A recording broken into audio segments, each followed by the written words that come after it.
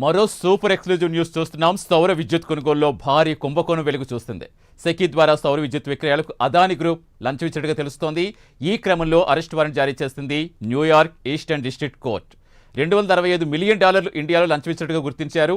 ఏపీలో ఓ అత్యున్నత స్థాయి వ్యక్తికి 1750 కోట్లు ఇచ్చినట్టుగా యుఎస్ ఫెడరల్ ప్రాసిక్యూటర్స్ వాదన వినిపించారు. 2021లో సెకీతో ఒప్పందం కుదుర్చుకున్నారు నాటి సీఎం జగన్.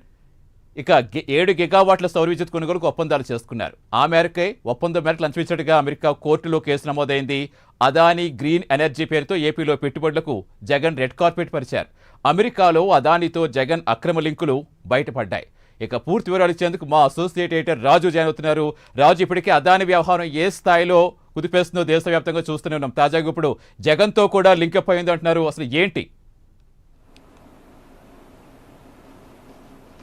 రైట్ సతీష్, మొత్తం మీద అమెరికాలో అదానికి సంబంధించినటువంటి అదాని గ్రీన్ ఎనర్జీకి సంబంధించి విద్యుత్ అంటే సౌర విద్యుత్ కొనుగోళ్లకు సంబంధించి ఇండియాలో ఉన్నటువంటి అత్యున్నత స్థాయి అధికారులకు అలాగే వివిధ రాష్ట్రాలు ఈ సౌర విద్యుత్తును కొనుగోలు చేసేటటువంటి సందర్భంలో భారీ ఎత్తున లంచాలు ఇచ్చారు అనేటటువంటి అభియోగాల మీద కేసు నమోదైంది. దీంతో అదానీతో పాటు 8 మంది మీద ఇప్పటికే అరెస్టు వారెంటు జారీ చేసింది అమెరికాలో ఉన్నటువంటి న్యూయార్క్ ఈస్టర్న్ డిస్ట్రిక్ట్ కోర్టు.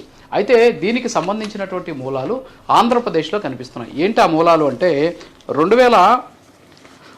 ఇక్కడ మనం కానీ చూసుకున్నట్లయితే 2021లో ఒక ఒప్పందం జరిగింది. ఈ 2021లో జరిగినటువంటి ఒప్పందం మేరకు ఆంధ్రప్రదేశ్ ప్రభుత్వము ఏపీ డిస్ట్రిబ్యూషన్ కంపెనీలు అంటే ఆంధ్రప్రదేశ్కి సంబంధించినటువంటి విద్యుత్ పంపిణీ సంస్థలు ఏవైతే ఉంటాయో వీటికి సౌర విద్యుత్ కొనుగోలు కోసం 7 గిగావాట్ల సోలార్ పవర్ను సెకీ నుంచి కొనుగోలు చేసేందుకు, ఎందుకంటే సెకీ అనేది కేంద్ర ప్రభుత్వ రంగ సంస్థ. ఈ సెకీ అనేది ఇండియన్ ఎనర్జీ కార్పొరేషన్ అంటాం అనమాట. సో ఇండియన్ ఎనర్జీ కార్పొరేషన్ నుంచి దాదాపుగా కూడా 7 గిగావాట్లకు సంబంధించినటువంటి సౌర విద్యుత్తును కొనుగోలు చేసుకునేందుకు ఒప్పందం చేసుకున్నది. ఈ 7 గిగావాట్లు సెకీ నుంచి వీళ్ళకి ఎవరిస్తారు అంటే, సెకీకి ఎవరు సప్లై చేస్తారంటే అదాని గ్రూప్. అంటే దీన్ని బట్టి అర్థమవుతుంది ఏంటి అంటే, ఆంధ్రప్రదేశ్ ప్రభుత్వం కొనుగోలు చేస్తున్నటువంటి 7 గిగావాట్ల సౌర విద్యుత్ ఏదైతే ఉందో ఈ సౌర విద్యుత్తు ఎస్పెషల్లీ ఇక్కడ ఉన్నటువంటి ఏదైతే ఈ అదానికి సంబంధించినటువంటి గ్రీన్ ఎనర్జీ నుంచి కొనుగోలు చేసేటటువంటి పరిస్థితి నేరుగా.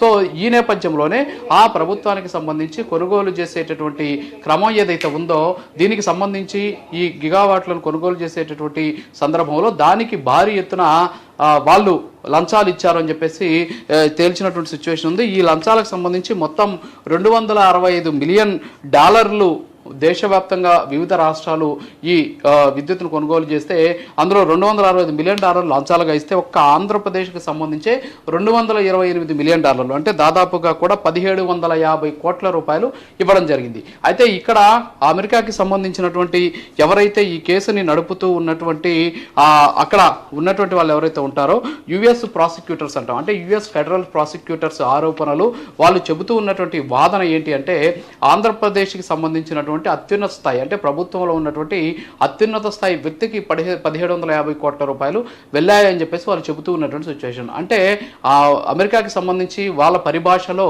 ప్రభుత్వంలో అత్యున్నత స్థాయి అధికారి అంటే కేవలం అధికారులు మాత్రమే కాదు, ప్రభుత్వంలో ఉన్నటువంటి వ్యక్తులను కూడా వాళ్ళు అదే భాషతో పిలుస్తారు. అంటే ఇక్కడ జగన్మోహన్ రెడ్డికి దీంతో లింకులు ఉన్నాయనేటటువంటి అంశము ఇప్పుడు తెరపైకి వచ్చినటువంటి సిచ్యువేషన్ మనకు స్పష్టంగా కనిపిస్తోంది.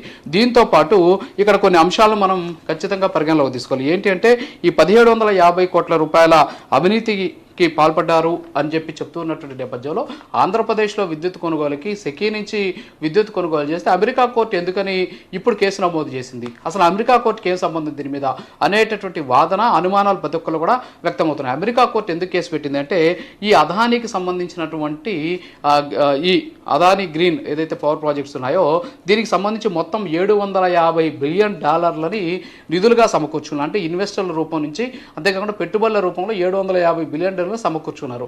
అయితే ఇందులో $175 బిలియన్ అమెరికాకి చెందినటువంటి కొన్ని కంపెనీల నుంచి అంటే ఇన్వెస్టర్స్ నుంచి, అలాగే ఒక కెనడాకి సంబంధించినటువంటి ఇన్వెస్టర్ నుంచి $175 బిలియన్ తీసుకున్నారు. సో ఈ $175 బిలియన్ తీసుకోవడం ద్వారా 20 ఏళ్లలో వారికి భారీ ఎత్తున ఆదాయం వస్తుంది. సో ఈ నేపథ్యంలోనే అది అవినీతికి పాల్పడినటువంటి పరిస్థితి.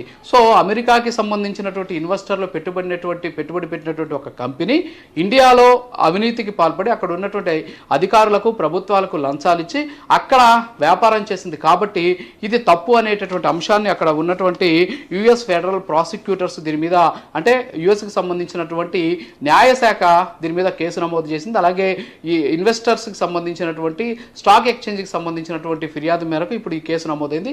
దీని మీద అరెస్ట్ వారెంట్ కూడా జారీ అయింది. అయితే ఇక్కడ ఆంధ్రప్రదేశ్కి సంబంధించి అదానీకి జగన్మోహన్ రెడ్డి హయాంలో భారీ ఎత్తున మేలు జరిగాయి. ఎందుకంటే రాష్ట్రంలో ఉన్నటువంటి దాదాపు చాలా వరకు పోర్టులు అంటే గంగవరం పోర్టు కావచ్చు, కృష్ణపట్నం పోర్టు కావచ్చు, సో ఈ పోర్టులన్నీ కూడా అదానీకి కట్టబెట్టాడు జగన్మోహన్ రెడ్డి.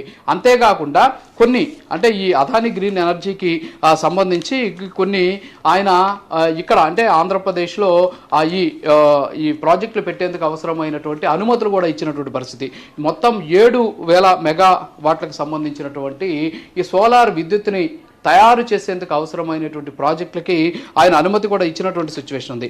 దీనికోసం 2021 ఆగస్టు 7వ తేదీన అలాగే సెప్టెంబర్ 12వ తేదీన నవంబర్ 20వ తేదీన అదానీకి సంబంధించినటువంటి ప్రతినిధులు అదానీ జగన్మోహన్ రెడ్డి తోటి మాట్లాడడం జరిగింది.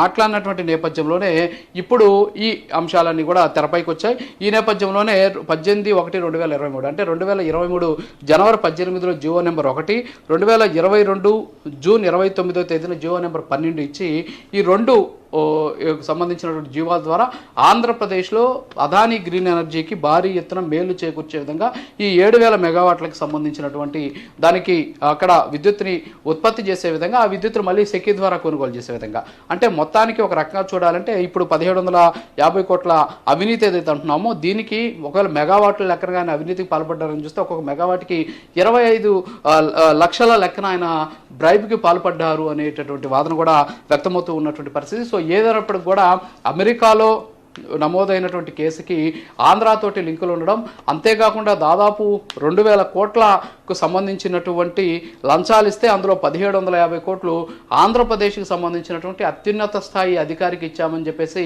యుఎస్కి సంబంధించినటువంటి ఆ కోర్టు డాక్యుమెంట్స్లో కూడా బయటపడినటువంటి పరిస్థితి. సో మొత్తానికి జగన్మోహన్ రెడ్డి ప్రమేయం ఇప్పుడు వెలుగులోకి వస్తుంది. మరోపక్క జగన్మోహన్ రెడ్డికి మొత్తం కూడా చుట్టుకుంటూ ఉన్నటువంటి పరిస్థితి. అంటే ఇప్పుడు వరకు కూడా ఆయనకి ఇండియాలో కేసులు ఉన్నాయి, అంతేకాకుండా ఇతర ప్రాంతాల్లో కేసులు ఉన్నాయి. కానీ ఇప్పుడు ఏకంగా సిబిఐ అలాగే ఇప్పుడు ఇంతకుముందు చూస్తే ఈడీ కేసులు ఉన్నటువంటి పరిస్థితి. అయితే ఇప్పుడు అమెరికాలో అదానీ మీద పెట్టినటువంటి అంటే ఇక్కడ జగన్మోహన్ రెడ్డి మీద కేసు పెట్టలేదు, అదానీ మీద పెట్టినటువంటి కేసుకి ఆంధ్రప్రదేశ్లో లింకులు ఉన్నటువంటి నేపథ్యంలో ఇది ఒక పెద్ద ఎత్తున దీని మీద దుమారం రేకెత్తేటటువంటి అవకాశాలు అయితే కనిపిస్తున్నాయి. ఇన్ని 100 కోట్ల రూపాయలను విద్యుత్తు కొనుగోళ్ల కోసం ఆంధ్రప్రదేశ్ రాష్ట్రానికి సంబంధించినటువంటి ప్రజల మీద భారం వేసి సెకీ ద్వారా నిబంధనలను సడలించి సెకీ ద్వారా అంటే దాదాపుగా కూడా నాకు తెలిసి యూనిట్కి ₹28 తక్కువగా ఇస్తామనేటటువంటి ఒక ఒప్పందం చేసుకొని ఈ లంచాలకు పాల్పడినట్టు తెలుస్తుంది. సో ఏదైనప్పటికీ కూడా ఇప్పుడు ఇది ఒక పెద్ద ఇక్కడ అవినీతి అలాగే ఇది ఒక పెద్ద కుంభకోణంగా